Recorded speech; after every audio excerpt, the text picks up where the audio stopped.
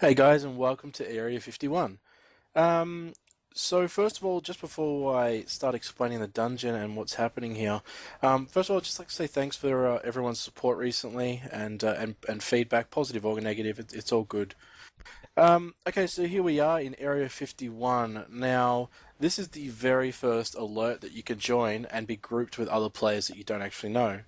Um, Look, these dungeons, this specific dungeon we're running now, we actually landed a group with a couple of higher level players, so it may look a bit easier than it actually should be. But look, we'll still cover our class roles. In this movie, you'll find that Anthony is actually using a control role, and I'm actually using a healer role. So we'll get to explain how each role works and what we found interesting about them and it's things that you guys might want to know when choosing your class and what your role will be in future raids or groupings. So what we've just done there is we've just gone around, we've just tackled a few objectives. Now, these objectives are set all the way out through the dungeons, and the thing is before you can reach a boss and do a boss, you actually have to complete these objectives. Whether you've run this place once before or 10 times, you still have to complete these objectives, which I think is pretty cool because these objectives really set the reasons why you're in there, other than oh, you're here again and you're killing this stuff, or you're just slamming and quickly getting through to the bosses in other MMOs. I kind of like this feature because everyone's got a role and everyone's got to do something, and you could be completing an objective and two other party members could be off in a different direction doing that same objective, and then it gets done really quick. Um, I find this a really cool feature of the dungeon, and I look forward to doing more dungeons like this because it gives you that extra bit of it just feels like the dungeon's got a little bit more in it and a little bit more story driven. Um, so look, I'll start with my role actually. I'm in this video. I'm playing a bit of a healer role, and what you'll see is as the video goes on, you'll see a lot of plus green numbers. Now, um, you'll notice that I'm not actually selecting any players to use these heals. It's either a debuff I'm applying to a target, which players will then get plus healing each time they attack that target, or it'll be me doing an AoE heal. Now, these so far are my only healing options, and look, it may remain this way. Looking through my spellbook, there may be more in my iconic powers or in my second tree of summoning. I haven't really gone into it yet, but so far I have two main healing spells. One is an AoE heal, and the other one is just channeled heal, which heals at the end of the channel. Or I've got the option to apply a hot or a dot to a target, which will then allow people to heal themselves if they attack that target. Um, it's a really interesting way of healing compared to other MMOs. Like, you sit back, you select your target, you cast your healing spell, and bang, the target's at full health, and you go again and again and again. In this, I kind of felt more a part of the dungeon and less of a utility role because I was in there and I was whacking mobs and I was still deep, had the chance to DPS and really give this, really give it a crack. I was still a part of the action, which I found really cool because I didn't have to sit at the back and just wait and fall asleep for the tank to pull or anything like that. I just kept going and going and DPSing and casting, and yeah, I found it really fun. Um, Now, Anthony's role, he plays a controller here. It's a mental controller, and I'm a sorcery healer just to cover that. So he's a mental controller. Now, what are the features you found pretty handy with your controller role, and what benefits did it offer to the group, Anthony? Hey, the controller role, as it states, is for controlling mobs.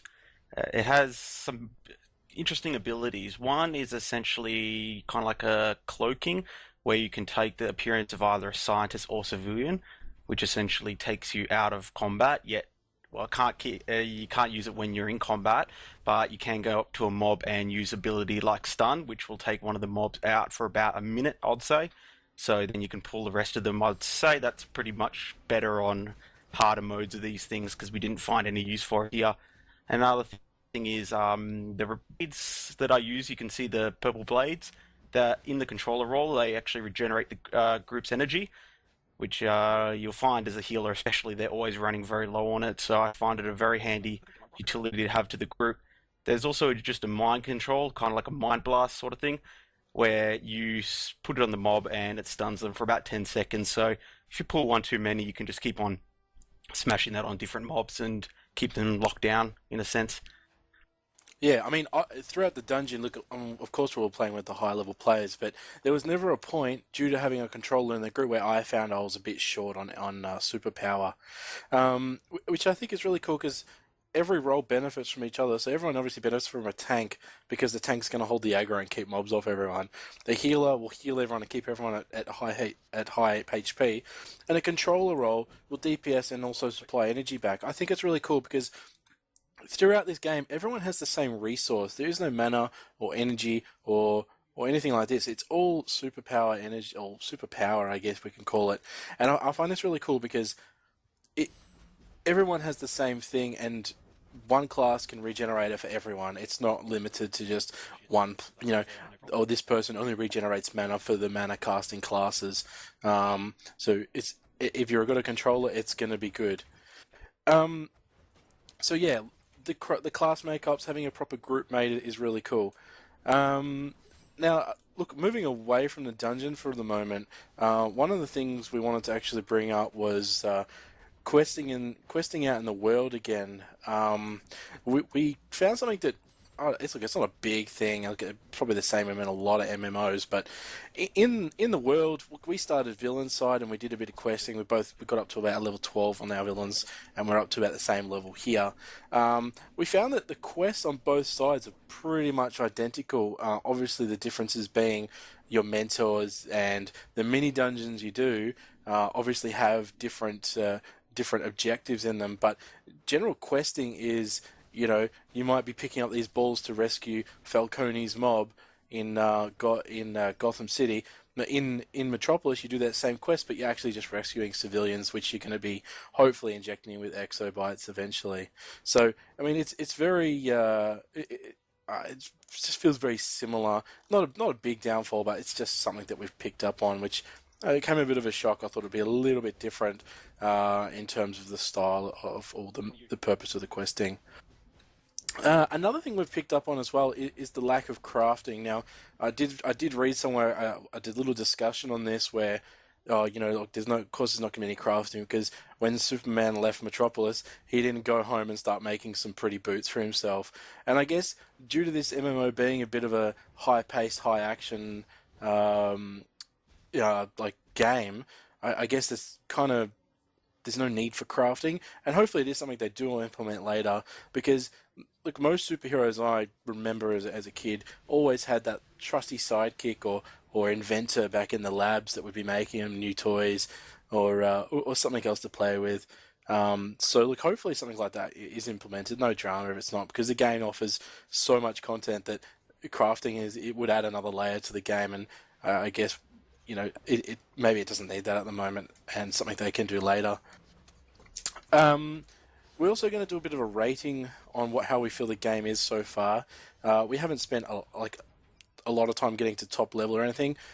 Just getting used to the game recently, getting used to the communication functions and everything.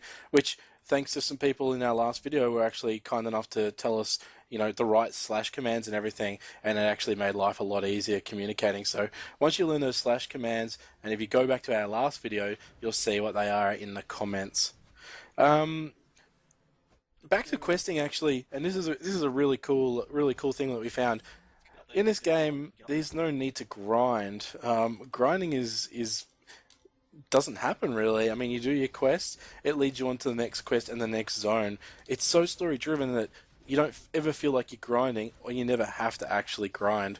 Which, I mean, for me, I used to hate grinding in WoW, being an ex-WoW player, and I'm so glad I don't have to grind in this game.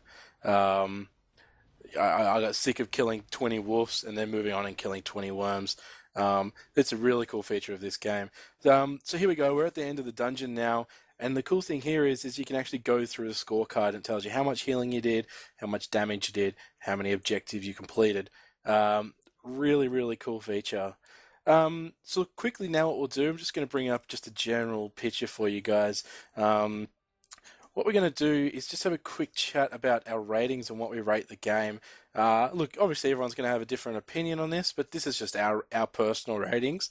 And look, take from it what you will. But we have been playing the game as new players, and this is what we've picked up from it. So, look, we'll start with just the general character customization. Out of 10, Anthony, what do you rate the character customization? I'd rate it a 6 out of 10 for the character customization. Okay, I'll probably give it about a 7 or 8. I think that heaps of styles there, but the only real benefit of the styles are actually um, the color at the start. But look, as we said in another video, you do pick up different styles through the game. So don't think that just because the styles you get at the character creation screen, don't think that you're stuck with them because you unlock loads of customization options through the game. But this is just the general one we're talking about at the start. The next bit is, what about questing? How do you rate the questing out of 10? Questing is actually quite fun. I'll rate it an 8 out of 10. It's really good. I like how there's no, you have to loot this mob to pick up the items. The items essentially just explode out of the characters. There's no forgetfulness essentially in the quests, and there doesn't seem to be much quests, especially in the dungeons that we've done so far, that's you have to do this and then go back right to the start to hand it in, then go do this, kill this guy, then go right back to the start. It all seems to be in the whole stream, essentially. You're completing the story. Yeah, and look, the extra bonus there is the questing along the way. You get mini dungeons, as we've shown you in a previous video, and it just adds that extra edge to the questing. I give questing probably about another 8 out of 10. I think it's excellent. Communication system. In our last video, we had a bit of a rant about it. Even with the slash commands, like I still don't find it a great setup. And well, let's turn this into a two-way thing. Communication slash in-game menus. My problem is with the communication system is the in-game menu. What do you rate the in-game menus slash communication system? At the moment, I'd rate it a 2.